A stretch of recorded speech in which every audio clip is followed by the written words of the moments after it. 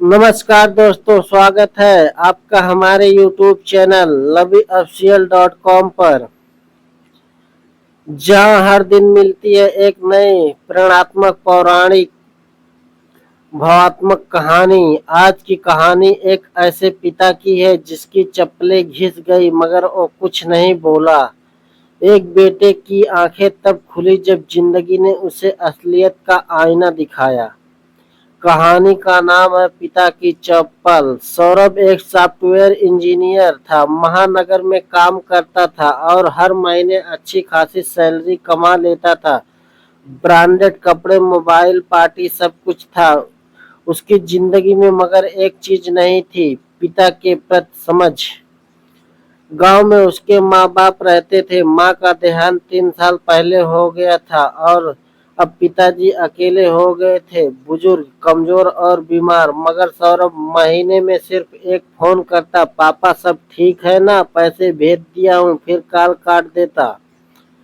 एक बार पिता ने फोन पर कहा, बेटा पुरानी चप्पल बहुत घिस गई है, अगर अगली बार आओ तो एक जोड़ी ले आना।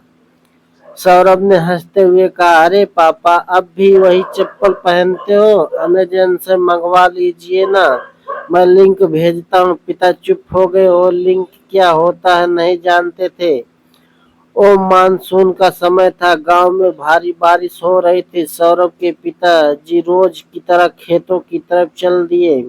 घिसी हुई चप्पल से पैर फिसला और वो गिर पड़े।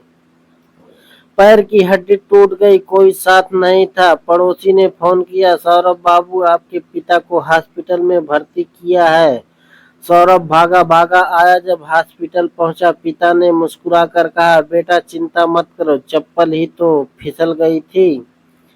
उस रात सौरभ सो नहीं सका। उसने पिता की पुरानी चप्पलें देखी, फटी हुई, एक पट्टी बंधी, सोल आधी उखड़ी हुई और आंखों से आंसू बह निकले।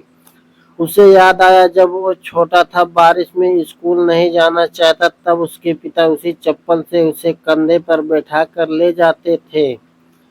भीगते हुए चुपचाप। पिता के ठीक होने तक सौरभ वहीं रुका रहा।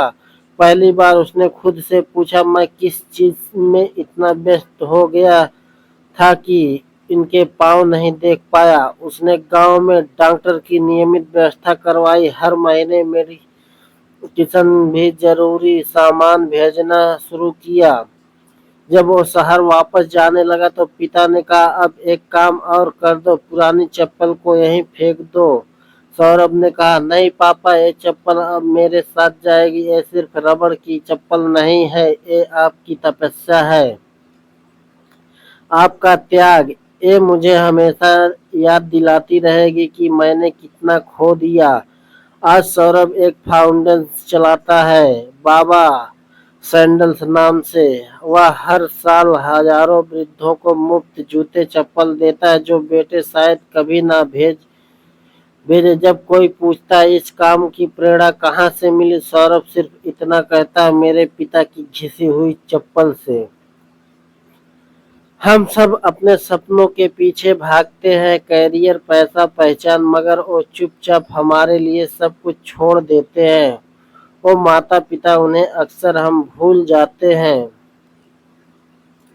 कभी उनके पैरों की चप्पलें भी देख लेना, शायद वो चुपचाप बहुत कुछ कह रही हो। धन्यवाद मित्रों।